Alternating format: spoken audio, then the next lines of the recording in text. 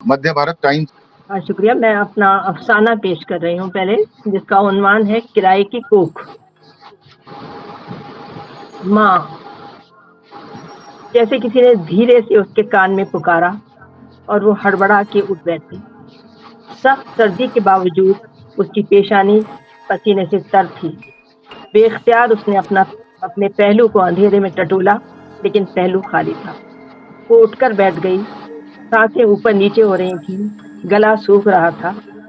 आज फिर उसने ख्वाब में अपनी बच्ची को देखा जो उसे पुकार रही थी, और वो जाग गई। 6 माह से जायद हो चुके थे जब उसने एक सेहतमंद बेटी को जन्म दिया था, लेकिन अस्पताल से खाली गोद घर आई थी। तब से अब तक वो अपनी बच्ची के लिए होमवर्क रही थी। शुरू में तो ये सब और भी मुश्किल था। छातियों से दूध की धार बहती और वो अपनी तड़पती बिलखती ममता को लिए रात रात भर जागती रहती। जी चाहता दौड़कर जाए और कहीं से अपनी बच्ची को ले आए, अपने सीने से लगा ले, अपने दूध से उसे सैराब कर दी, लेकिन ये मुमकिन नहीं था। 6 माह गुजरने जाने पर भी अभी तक उसकी ममता उसी तरह बिलख रही थी। छातियों में सनसनाहट सी होती, पेट में मीठा मीठा सा दर्द होने लगता। बैठे बैठे कानों में बच्ची के रोने की आवाजें आने लगती। वो दीवानों की तरह रातों को उठकर बच्चे को ढूंढती। अब कुछ दिन से सोते हुए लगता है जैसे उसकी बच्ची उसे माँ कहकर पुकार रही। हो सकता है उसने माँ माँ कहना सीख लिया हो, लेकिन वो उसे थोड़ा ही पुकारती होगी। वो तो उस माँ को पुकारती होगी जो उसे पाल रही है, जो उसकी कानूनी माँ है। उसे तो ये भी पता नहीं कि उसकी बेटी कहाँ है, किस शहर में है, इसी शहर में है या किसी दूसरे शहर में है। ये सब जानने का हक तो उसने उसी दिन खो दिया था जिस दिन एक मुआहदे पे दस्तखत किए थे। उसकी बेटी थोड़ा ही थी, वो तो किराएदार थी। किराएदारी की मुद्दत पूरी हुई और किराया अदा करके चली गई। 2 साल पहले उसके पति का बड़ा खराब एक्सीडेंट हुआ था। वो एक तामीराती कंपनी में फूडमैन था। साइट पर काम करते हुए ट्रॉली की जंजीर टूट गई। ट्रॉली 10 मंजिला जेर तामीर इमारत से जमीन पर आ गिरी। जख्मी हालत में उसके शौहर को अस्पताल में भर्ती कराया गया।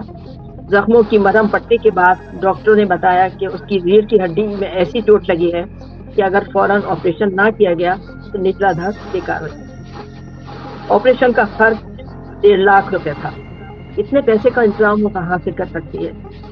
कंपनी का मैनेजर जो अस्पताल में भर्ती करवा कर गया था, 10,000 रुपए उसे दे गया था, लेकिन 10,000 से क्या होता है?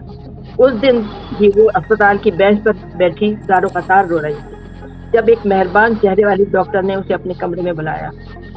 डॉक्टर गीता सेठी बड़ी देर से अपने कमरे से बाहर बेंच पर बैठी 24 साल खूबसूरत और सेहतमंद लड़की को देख रही थी जो मुसलसल रोए जा रही थी। उसके पास 4-5 साल का एक बच्चा सहमा हुआ उसका आंचल पकड़े बैठा था। डॉक्टर सेठी की नजर मरीजों को देखते हुए भी बार बार उस लड़की की तरफ उठ जाती थी।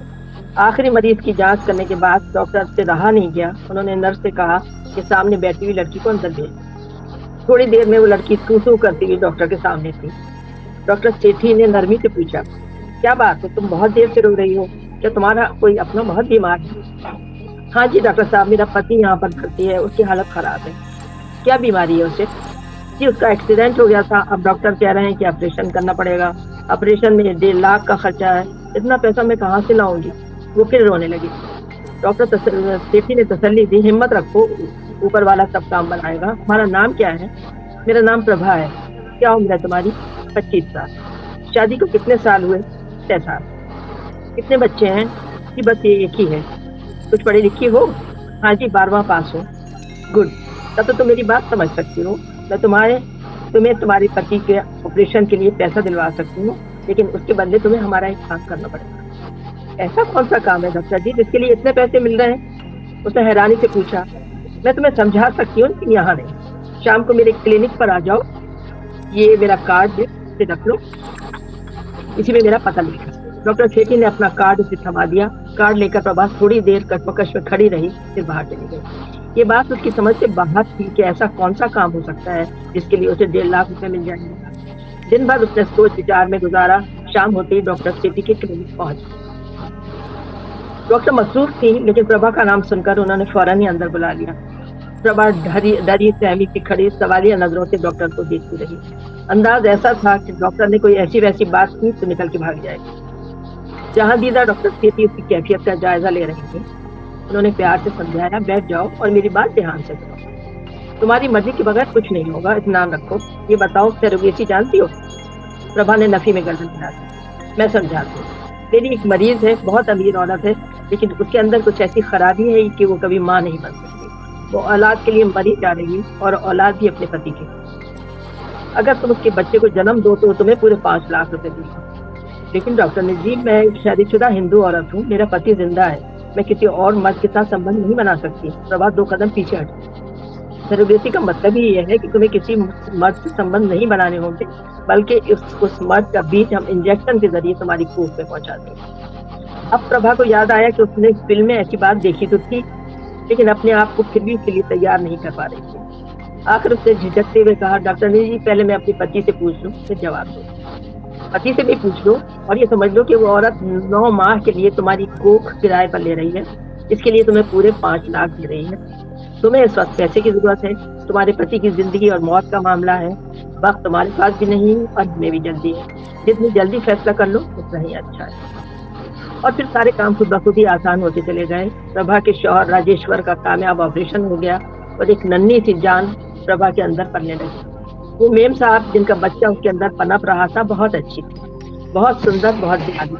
ہر چوتھے دن اپنی لمبی سی نیلی گاڑی میں اس کے لیے ڈھیروں پھل، میوے، جوس کے ڈبے اور نہ جانے کیا کیا لے کر پہنچ جاتی، جس میں پربھا کے ساتھ اس کا بیٹا اور شوہر بھی حصہ لیتا۔ کچھ ہی دنوں میں راجیشور بھی سڑی کے سہارے چلنے لگا۔ پربھا پر تو ٹوٹ کر نکھار آیا۔ میم صاحب نے اسے ایک نیا موبائل بھی خرید کر دے دیا تھا کہ اگر اسے کوئی ضرورت ہو اور تکلیف ہو تو فوراً فون کر دے۔ چنانچہ جب اسے درد ذہ شروع ہوا تو میم صاحب اور اس کا صاحب خود اپنی گاڑی میں ڈاکٹر سیٹھی کی نرسنگ ہوم لے کر آئے، جہاں پربھا نے ایک پیاری سی صحت مند بچی کو جنم دیا۔ میم صاحب اور صاحب خوشی سے پھولے نہیں سما رہے تھے۔ ان کی خوشیوں کے درمیان پربھا اپنے آپ کو اجنبی محسوس کر رہی تھی۔ 3 دن تک پربھا بچے کے ساتھ رہی۔ چوتھے دن میم صاحب نے نوٹوں کی گڈیوں سے بھرا ایک بیگ اسے تھمایا اور آٹو میں بٹھا کر رخصت کر دیا۔